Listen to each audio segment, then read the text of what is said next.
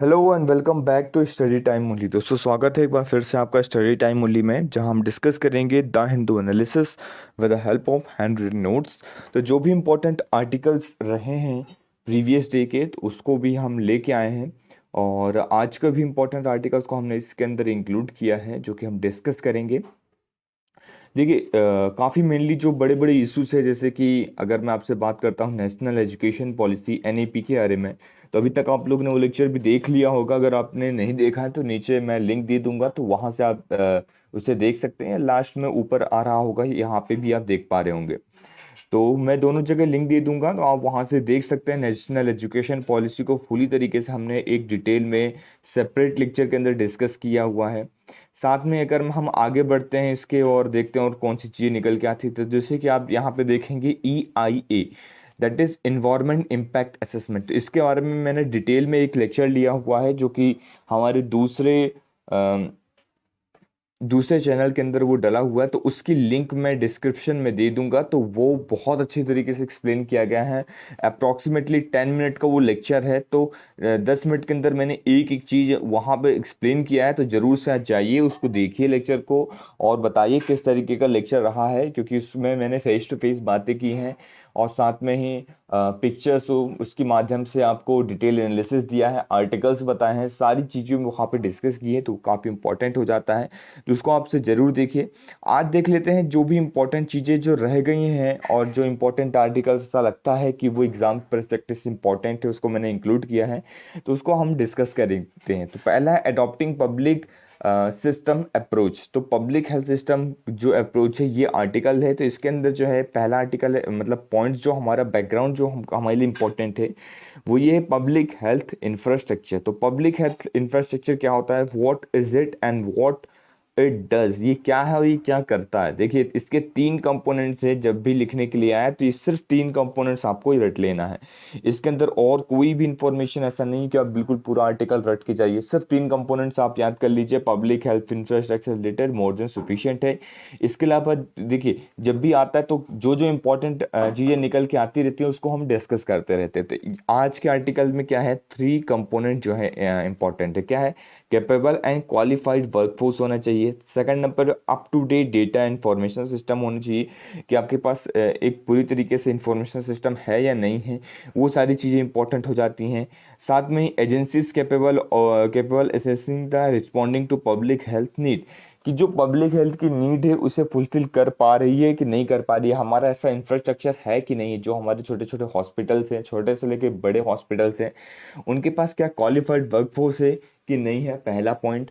Second number पे up to date जो है इंफॉर्मेशन सिस्टम है कि नहीं है, कि यार कोई नई बीमारी आ गई या कुछ भी इस तरीके से आ रहा है, तो अप टू डेट वहाँ पे करंटली चल रहा है। ऐसा नहीं बहुत टाइम हो गया है, वहाँ पे बिल्कुल फैल गया है, इसके बाद फिर वो वहाँ पे इंफॉर्मेशन जारी, तो ऐसा ना हो, ठीक है। तो ये तीन जो पॉइंट्स हैं आप बिल्कुल याद रखिएगा, अपने आंसर राइटिंग में याद कर सकते हैं। छोटे छोटे पॉइंट्स हैं, इसीलिए मैं सिर्फ ज़्यादा पॉइंट्स नहीं बताता हूँ, जिससे आप छोटे पॉइंट्स रहें, कम पॉइंट्स रहें, लेकिन आप उसे याद कर सकें, लॉन्ग टाइम तक अपने माइंड में रख सकें। क्लियर। RIC देखिए छोटा सा आर्टिकल है, इसमें जनरली RIC के बारे में आपको एक ये यहाँ पे क्वेश्चन है, क्वेश्चन मार्क आपके लिए है, आपको बताना है ये ब्रिक की फॉर्मेशन कब हुई थी, कैसे हुई थी। मैं जर्नली इसमें थोड़ा सा बता देता हूँ। पहले RIC बना था, that is Russia India China, इसके फाउंडिंग थे। इसके बाद ब्राजील इसमें ऐड हुआ था, तो इसको ब्रिक बन गया। फिर इसके बाद साउथ अफ्रीका इसके अंदर ऐड हुआ, तो वो क्या बन गया, ब्रिक्स बन गया। तो ये जनरल से एक लाइन थी जो मुझे लगा कि बता देनी चाहिए आप लोगों के साथ डिस्कस करनी चाहिए, तो मैंने आपसे डिस्कस कर ली है। आगे चलते हैं, नेशनल एजुकेशन पॉलिसी को हमने अलग से एक सेपरेट लेक्चर लिया हुआ है, नीचे डिस्क्रिप्शन बॉक्स में उसकी मैंने लिंक दे रखी है, तो उसको जरूर से देखना है आपको जाके। और मैंने एक बायोग्राफी ली है, जहाँ पे हम डिस्कस कर रहे हैं एक IAS आरती डोंगरा जो हैं, उनके बारे में हमने डिटेल में एनालिसिस किया है, तो उसको जरूर से जाके देखना है आपको।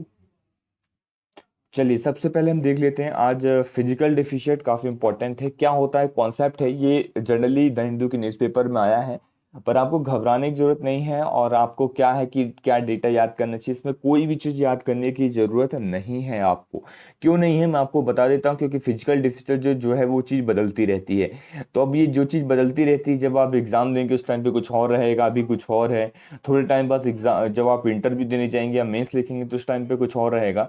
तो इसको याद नहीं करना है आपको। इसको क्या करना है, इसका कॉन्सेप्ट को समझना है। कॉन्सेप्ट क्या है, टोटल इनकम बाय गवर्नमेंट। जो इनकम जो जनरेट होती है गवर्नमेंट के पास, उसमें से आप टोटल एक्सपेंडिचर को माइनस कर दीजिए, वही होता है हमारा फिजिकल डिफिसिट। सपोज आपकी इनकम कितनी है 100 रुपीज, और आप खर्चा कितना कर रहे हैं 120 रुपए। ठीक है, तो क्या हो रहा है, आपके पास -20 आ गया सामने। -20 क्या होता है, -20 एक तरीके से वो चीज है, आप यहाँ पे समझने की कोशिश करिए कि आपने बोरो किया है, आपके पास नुकसान है, मतलब एक तरीके से आप उधारी पे चल रहे हैं, क्योंकि आपका खर्चा ज्यादा है और इनकम कम है। तो वो कंडीशन आज एक जो है इस टाइम पे वही कंडीशन बनी हुई है, जो हमारा फिजिकल डिफिसिट का हमने टारगेट रखा था वो हम मीट नहीं कर पाएंगे। क्योंकि क्या है, FRBM fiscal responsibility budget management target can't meet. तो ये जो टारगेट था हमारा, इसको मीट नहीं कर पाएंगे, क्योंकि पैंडेमिक का टाइम चल रहा है, इतनी बुरी कंडीशन, क्राइसिस चल रही है। तो कोई भी चल नहीं रहा है। जो हमने GST सोचा था वो आएगा इतना, वो नहीं आ पाया। उस तरीके से बहुत सारी चीज़, जो बिजनेस जो है ठप बैठे हैं, तो गवर्नमेंट के पास पैसा नहीं है। लेकिन गवर्नमेंट को पैसा ज़्यादा खर्च करना है इस टाइम पे सोशल वेलफेयर स्कीम्स के ऊपर, अलग अलग जगह पे, बहुत सारी जगह पे उनको पैसा खर्चा करना है। तो उनका जो एक्सपेंडिचर है वो बढ़ गया, और रेवेन्यू अपने आप घट रहा है। रेवेन्यू भी घट रहा है, देखिए दोनों तरफ से बढ़ रहा है, रेवेन्यू घट रहा है, इनकम घट रहा है, और एक्सपेंडिचर बढ़ रहा है। तो इसलिए क्या होगा, जो फिजिकल डिफिसिट है उसका जो गैप है वो तेजी से बढ़ेगा, और बर्डन बढ़ेगा गवर्नमेंट के ऊपर। तो 3.5% का जो टारगेट हमने रखा था वो अचीव नहीं हो पाएगा। ये ऐसी चीजें बात की जा रही। अब देखिए 8 कोर जो इंडस्ट्रीज है हमारी, IIP जिन्हें कहते हैं, industrial index of industrial production. तो IIP है, उसके अंदर जो हमारी 8 कोर इंडस्ट्री हैं, जो कि हमारी पूरी इकोनॉमी को दर्शाता है कि यार हमारी इंडस्ट्री कैसे चल रही है। जो 8 कोर इंडस्ट्री उनके बारे में आपको पता होना चाहिए कौन कौन सी इंडस्ट्री हैं। क्लियर। और जो ट्रेंड है वो रिड्यूस हो रहा है, मतलब हर एक कंपनी जो है नेगेटिव ग्रोथ में जा रही है, नेगेटिव ग्रोथ हो रही है हर एक कंट्री के अंदर, सिवाय फर्टिलाइजर। आपको बता देता हूँ, फर्टिलाइजर के अंदर थोड़ा सा पॉजिटिव ग्रोथ मिली है। लेकिन अगर आप नेक्स्ट ईयर से कंपैरिजन करते हैं कि नेक्स्ट ईयर इतना इतना ग्रोथ था और इस बार इतना ग्रोथ है, तो वो ग्रोथ जो है बहुत ही कम है। मतलब ग्रोथ तो हो रही है, पॉजिटिव ग्रोथ कह सकते हैं अब, लेकिन जो ग्रोथ का रेट है वो बहुत ही कम है। तो यही सारी चीजें थी जो हमने इसके अंदर डिस्कस करी। अब देख लेते हैं EIA। बिफोर दैट हम 8 कोर इंडस्ट्रीज के बारे में थोड़ा सा देख लेते हैं, इनका वेटेज देख लेते हैं। तो यहाँ पे आप देख पा रहे होंगे 8 कोर इंडस्ट्री के बारे में, कोल है 10.33% के वेटेज से, जो सबसे ज़्यादा वेटेज है। देन सबसे ज़्यादा वेटेज नहीं है, आप कह सकते हैं कोल जो है 10.33% है। क्रूड ऑयल का 8.98 जो है वेटेज है, 98%। Natural gas 6.88%। Refinery 28.04% and is the most weightage, सबसे ज़्यादा वेटेज किसका है, रिफाइनरी का। तो इसको याद रखना है। देन स्टील का 17.92%, सीमेंट का 5.37%, फर्टिलाइजर का 2.63%, इलेक्ट्रिसिटी का 19.85%। तो इन सब के कम से कम आपको वेटेज आप याद नहीं रख पाए तो कोई दिक्कत नहीं, लेकिन कम से कम आपको ये याद रखना है कि सबसे ज़्यादा वेटेज किसका है, सबसे कम वेटेज किसका है। और साथ में ही आपको ये जरूर याद रखना है कि ये 8 कोर जो इंडस्ट्रीज हैं इनके नाम क्या क्या है। तो आप चलिए फिर से हम रिपीट करते हैं। CC, 2 बार C है, ठीक है। Coal, crude oil, then natural gas, refinery, steel, cement, fertiliser, electricity. ठीक है, एक बार फिर से रिपीट करते हैं हम। कोल और crude oil, natural gas, refinery, steel, cement, fertiliser and electricity. तो ये सारी चीज़ें जो है 8 कोर इंडस्ट्री आप लोगों के लिए काफ़ी ज़्यादा इंपॉर्टेंट है। तो इन सबको रट लेना है, अभी के अभी याद कर लीजिए इस लेक्चर के बाद। अगर कभी आपसे कोई भी पूछता है what is the name of 8 core industries, list the 8 core industries, तो आपको सारी इंडस्ट्रीज के नाम पता होना चाहिए। फटाफट एक सांस में सारी चीज़ों का नाम बोल दे, coal, crude oil, natural gas, refinery, steel, cement, fertiliser and electricity. इस तरीके से आपको पता होना चाहिए, चीज़ों को याद होना चाहिए। नाउ हम EIA के बारे में बात कर रहे थे, that is environment impact assessment. तो EIA जो है गवर्न होता है EPA 1986 से, मतलब इन्वायरमेंट प्रोटेक्शन एक्ट 1986 से। इसको मैंने बहुत ही अच्छे से एक्सप्लेन किया है लेक्चर के अंदर। लिंक जो है डिस्क्रिप्शन बॉक्स में है, तो जरूर जाइए, फटाफट उसको देखिए, उस लेक्चर को, अपने व्यूज देखिए, अपने रिव्यूज देखिए, क्योंकि EIA जो ड्राफ्ट आया है 2020, तो EIA ड्राफ्ट 2020 को मैंने वहां पे डिस्कस किया है, बैकग्राउंड से सारी चीजों को उठाया है, तो वो चुका है। आप ऐसा समझ सकते हैं कि EIA जो 2020 है वो बहुत ही एक तरीके से नुकसानदायक है इन्वायरमेंट के लिए।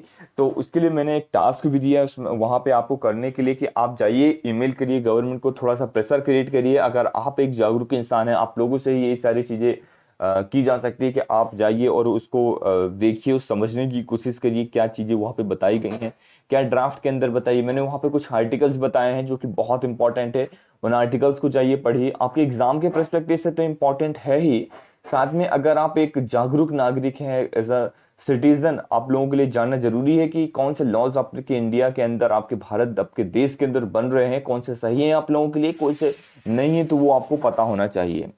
तो इसलिए काफी इंपॉर्टेंट हो जाता है, जिसको आप जरूर जाके देखिए। अब नेक्स्ट जो आर्टिकल है वो हमारा हिडन हंगर से रिलेटेड है, तो उसको हम डिस्कस कर लेते हैं। हिडन हंगर को पहले देखिए, majority can not afford balance diet. बहुत सारे जो फूड एंड हमारे इंडिया के अंदर बहुत सारे लोग ऐसे हैं जो अ, एक बैलेंस डाइट को अफोर्ड नहीं कर पाते। अगर मैं FAO की बात करता हूँ, फूड एंड एग्रीकल्चर ऑर्गेनाइजेशन की, तो according to FAO 100 millions of people in India can't afford healthy और न्यूट्रियस फूड। तो 100 मिलियन से ज़्यादा लोग जो हैं इंडिया के अंदर जो है एक हेल्थी और न्यूट्रियस फूड जो है नहीं अडॉप्ट कर पाते हैं, नहीं अफोर्ड कर पाते हैं। अगर जो 100 मिलियंस की मैं बात करता हूँ, तो 100 millions of people are above international poverty line. International IPL के ऊपर है। IPL मतलब वो आपका ये क्रिकेट वाला IPL नहीं, ये इंटरनेशनल पॉवर्टी लाइन वाला IPL। तो IPL के ऊपर कितने हैं? 100 मिलियंस। तो यहाँ पे एक डेटा बताया गया है 1.90 PPP, $1.90 जो है पर पर्सन पर डे के हिसाब से इंडिया के यहाँ पे है। हिडन हंगर ये बहुत तेजी से बढ़ रहा है। अब हिडन हंगर क्या है? एक तरीके से देखिए, आपकी कैलोरी इंटेक तो एक तरीके से आप कह सकते हैं कि फुलफिल हो रही, मतलब आपको कितनी कैलोरी चाहिए पर डे वो फुलफिल हो रहा है। लेकिन कितना न्यूट्रिशन चाहिए आपको, कितना जो बैलेंस डाइट चाहिए, कार्बोहाइड्रेट हो गया और प्रोटीन हो गया, फैट्स हो गया, विटामिन हो गए अलग अलग प्रकार के, आयरन हो गया, जिंक हो गया, जो एक बॉडी को बहुत ज़्यादा ज़रूरत होती है कि आप कोई भी बीमारी से लड़ सकें, अपने जो इम्यून सिस्टम है उसको स्ट्रांग बना सकें। आप लोग जनरली देखते होंगे कि कुछ लोगों का इम्यून सिस्टम काफ़ी स्ट्रांग है और कुछ लोगों का नहीं है। उसके पीछे का रीज़न ही यही है कि जिनका स्ट्रांग होता है उनके पीछे का रीज़न है कि वो हेल्थी डाइट ले रहे हैं, उनकी जो फूड है वो न्यूट्रिशन फूड है, वो अडॉप्ट कर रहे हैं इस तरीके की डाइट को, इसलिए उनकी जो फूड हैबिट है वो अच्छी है। SOFI की बात करता हूँ, state of food security and nutrition in world 2020, cost and affordability of healthy diets around the world. जो कॉस्ट है वो अलग अलग जगह अलग अलग तरीके से है, तो वो उसी चीज़ को यहाँ पे बताया गया है। यहाँ पे 3 टाइप्स ऑफ डाइट बताई गई हैं। पहला है बेसिक एनर्जी सफिशिएंट, सेकंड है न्यूट्रिएंट एडिक्वेट, जहाँ पे 23 मैक्रो माइक्रो न्यूट्रिएंट्स को इंक्लूड किया गया है। साथ में बेसिक एनर्जी सफिशिएंट के अंदर कैलोरी इनटेक को बताया गया है, जो मिट होगा वो बेसिक एनर्जी सफिशिएंट, मतलब आपको बस जैसे कि आप रोटी खा रहे हैं, चपाती वगैरह अगर आप खा रहे हैं, राइस वगैरह अगर आप जस्ट ले रहे हैं, तो जनरल से आपकी कैलोरी इनटेक तो फुलफिल हो जाएगी, आपका जो पेट जो है वो तो भर जाएगा, लेकिन आपके जो न्यूट्रिशन मिलना चाहिए, जो इस तरीके से बॉडी अडॉप्ट करना चाहिए जिससे आपकी इम्यून सिस्टम स्ट्रांग बने, वो नहीं हो पाएगा। तो उसके लिए एक हेल्दी डाइट की जरूरत है, जहाँ पे हम कैलोरी इनटेक अच्छे तरीके से हमारी फुलफिल हो, साथ में माइक्रो और मैक्रो न्यूट्रिएंट्स भी जो है फुलफिल हो। तो ये जो पड़ता है, अगर ये पर पर्सन पर डे का हिसाब से बताऊं तो $9 पड़ता है, $9.07।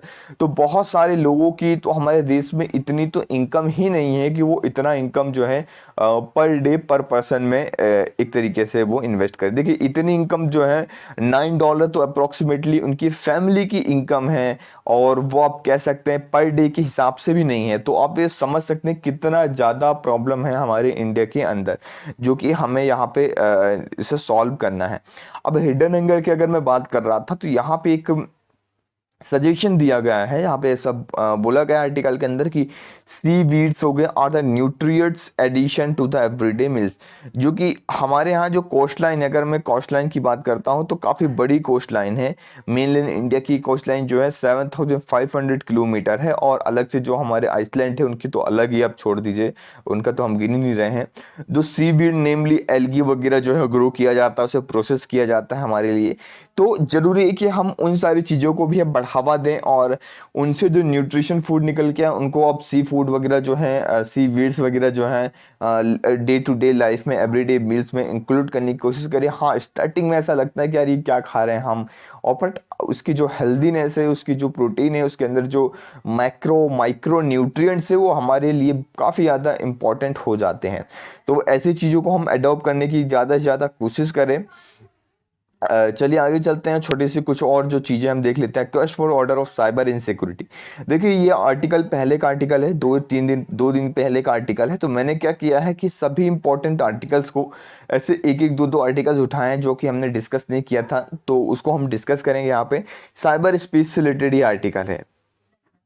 अब देखिए साइबर अटैक हो रहा है, बहुत तेजी से ग्रो हो रहा है, हर एक जगह पे बहुत तेजी से बढ़ते जा रहा है। अब हमने क्या किया, चाइनीज ऐप में बैन कर दिया, engage in activity prejudicial to sovereignty and integrity of India. तो इसलिए हमने सोवरेनिटी और इंटीग्रिटी ऑफ इंडिया बता के हमने बहुत सारे चाइनीज ऐप को बैन कर दिया। सभी लोग जानते हैं, इसके ऊपर मैंने एक सेपरेट सेशन भी बनाया है, जो रिसेंटली 247 ऐप्स को बैन किया गया है, तो उसको भी आप देख सकते हैं, नीचे डिस्क्रिप्शन बॉक्स में मैं लिंक डाल दूंगा, तो वहां से आप देख सकते हैं। Best time for the some the boost work. अब ये बहुत सही टाइम है कि हमें कुछ नया किया जाए, नए टेक्नोलॉजी इंडिया के अंदर लेके आया जाए। जैसे कि आप सभी लोग जानते हैं, एप्पल, अमेजोन, माइक्रोसॉफ्ट जो है ट्रिलियंस ऑफ डॉलर की इंडस्ट्रीज है, बहुत बड़ी इंडस्ट्रीज है, बहुत ज़्यादा बड़ी। साइबर इंसिक्योरिटी यहाँ पे बन सकती है, तो हमें साइबर इंसिक्योरिटी से रिलेटेड जो है वर्क करना चाहिए। जो हमने बहुत सारे चाइनीज ऐप बैन किए हैं, उनके अल्टरनेटिव ऐप्स को हमें जुगाड़ करना चाहिए। ऐसा नहीं कि हम जुगाड़ कर रहे हैं, आप बनाना स्टार्ट कीजिए, आप उस लेवल की चीज़ों को लेके आइए कि आप अपनी चीज़ों को भी इंटरनेशनली वर्ल्ड वाइड जो है लेके आ सकते हैं। तो वो सारी चीज़ों की आज ज़रूरत है। इंडिविजुअल लेवल पे, ऑर्गेनाइजेशन लेवल पे, स्टेट्स लेवल पे एक्सपेंड करने की आज ज़रूरत है।